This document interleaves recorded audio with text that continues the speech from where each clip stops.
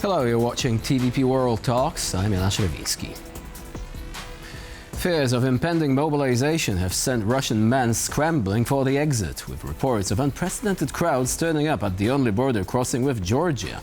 And while the authorities in Tbilisi denied the surge, Moscow's plans to boost its ailing military seem destined to face serious problems, as many Russians want to avoid being unceremoniously sent into the trenches of Ukraine. Joining us here today to discuss this story is Jason Corcoran, journalist and author of the book Leaving Russia. Hello and welcome to TVP World. Good morning. Right, so in looking at the situation now, do you get a sense of déjà vu from the beginning of a full-scale war, the year 2022 to be exact? The surge in passenger traffic between Russia and Georgia is very striking. And as you say, there is a sense of déjà vu. Verkhny Lars, Upper Lars, is the only major crossing between Russia and Georgia at an altitude of 1,500 meters. And during the 2022 mobilization in September 2022, there were tens of thousands of Russians streaming across the border to evade the draft, which had been announced on September 21st.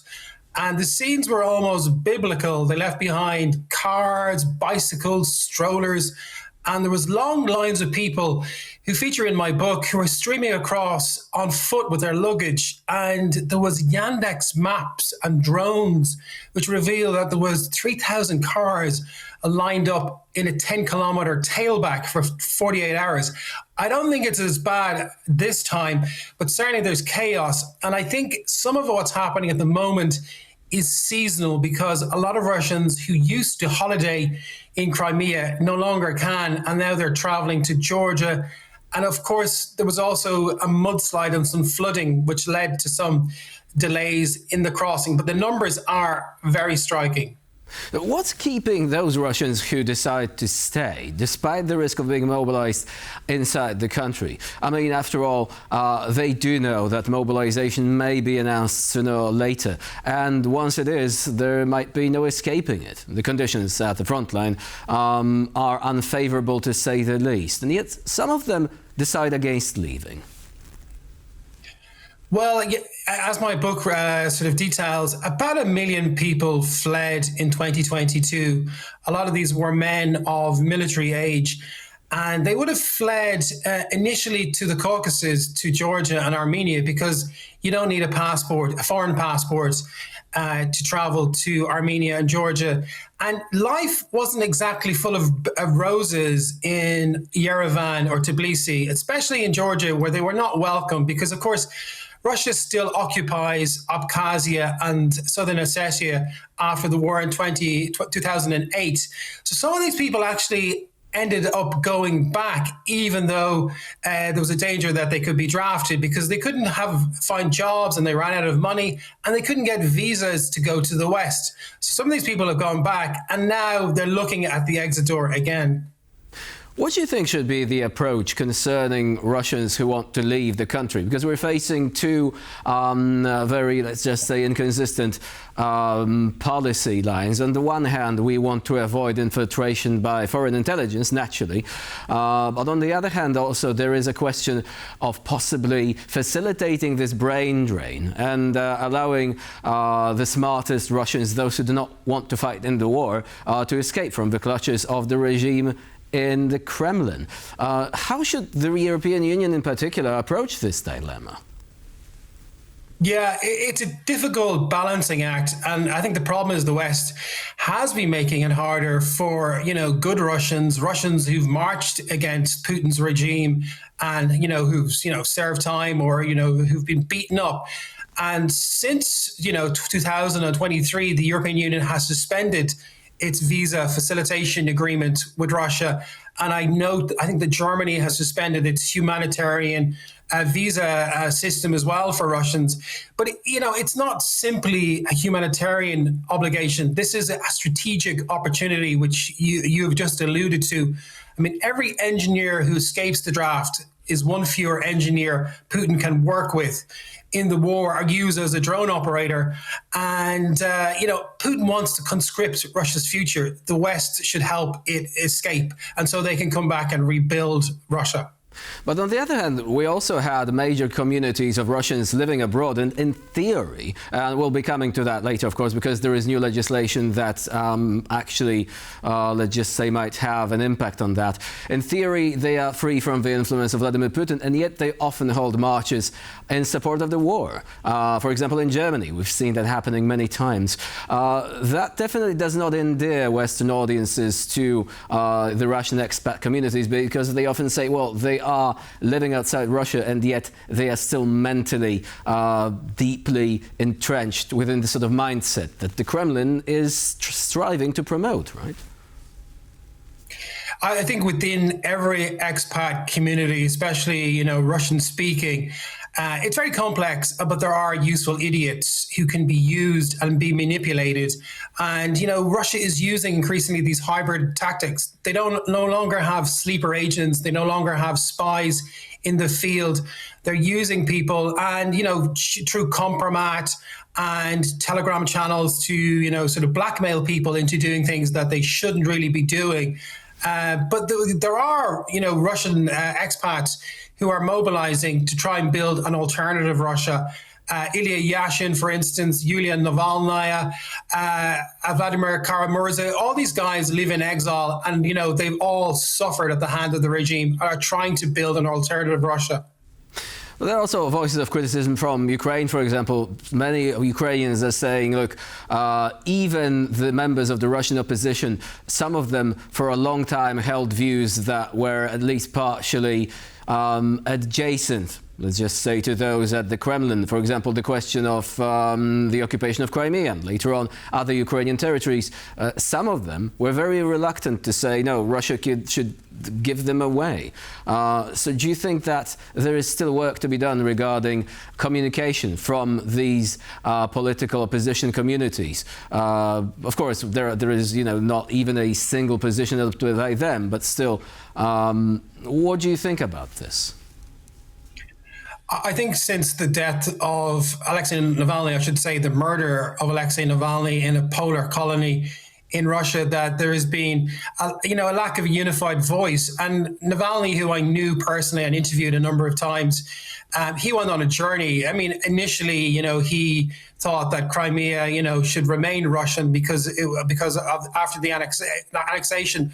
But when he was writing his own memoir, Patriot, in prison, he went on a journey and, confessed that, he'd spent time as a child living and going on holiday in Chernobyl in Ukraine, and that he was converted and he'd done his homework and said, listen, no, Crimea is Ukraine and should remain Ukrainian. And that, Ukraine, deserves to have full sovereignty over all of its territory and all of the land seized in 2014. And since then, in the Donbass should be returned. So, but they need more coherent leadership, and there is a vacuum, and there's infighting amongst these guys in exile. So there isn't a unified leader yet. Do you think the Russian opposition and people basically who left Russia for fear of being mobilized or because they oppose the policies of Vladimir Putin are going to be even more intimidated now that the Duma has passed new legislation which will enable the Russian government to essentially keep tabs on members of the expat community, but also to apply various types of penalties, like, for example, regarding their property. This is the intention, clearly, of the Russian authorities who want to exert pressure, even to the extent that some have described as a civic death, that some are describing this as a civic death law. Do you think that this is going to make the situation even worse for those leaving?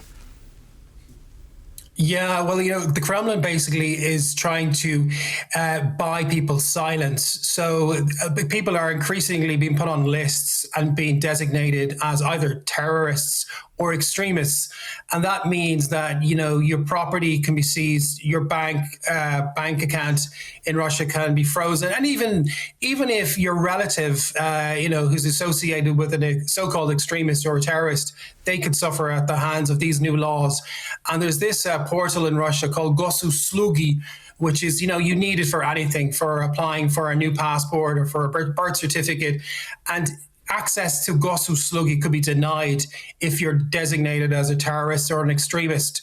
So Russians who live in exile, that's why they need visas, Western visas more, because they can't travel increasingly. They can't even get an interview to get a visa to travel. So it's that hard. So they're being hit by both sides. They're being hit by the Kremlin, and increasingly they're being viewed very suspiciously by the West. In some cases, rightly so, but there are those who can be screened out, who have justified and proved themselves to be good Russians and who have supported and financed Ukraine and helped Ukrainians to find work. And I know them personally and helped them to get, accommodation across the European Union since the war started.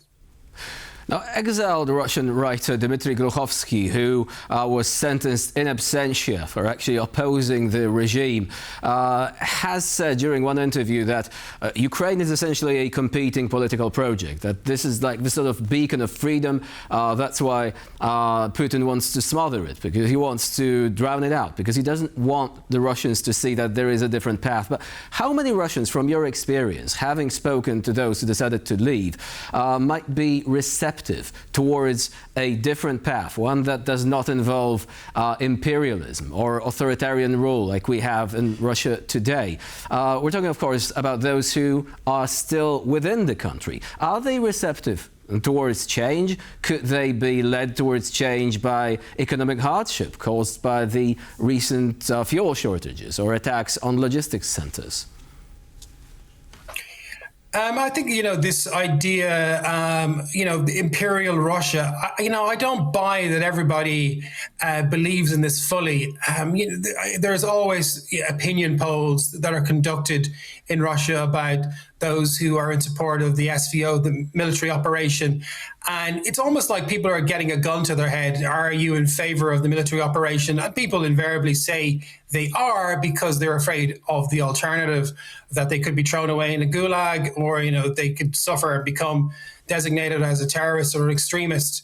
So, but I think there has to be a reckoning with Russia's past. There hasn't been a reckoning with the sins of the Soviet Union, especially after World War II, and the sins committed by the Red Army on the way to Berlin. And since then, and there has to be inevitably a breakup of the empire. And I think we're seeing already within the Russian system fragments of the power vertical, that people want a different future. You're seeing that in the Far East, that the Chinese are moving in, and economically they're a stronger option for many local people than Moscow. And you're seeing also in Bashkiristan and Tatarstan, which have their own oil revenues, which they have to send to Moscow to feed Putin's war in Ukraine. The people there, I know that my wife is a Tatar, so I understand a little bit about the culture. They increasingly want to have their own future, one that is not tied to an empire that is effectively a death cult. And that's what's happened in the last 5 years, is that Putin and his Politburo, they're all in on this war, this existential war in Ukraine, and they don't see an alternative, whereas the people themselves, they want an alternative. Jason Corcoran was our guest today here on TVP World. Thank you very much for joining us and for sharing your insight and experience. You're welcome. And I'm Jonasz Rewiński. You're watching TVP World. Please do stay with us.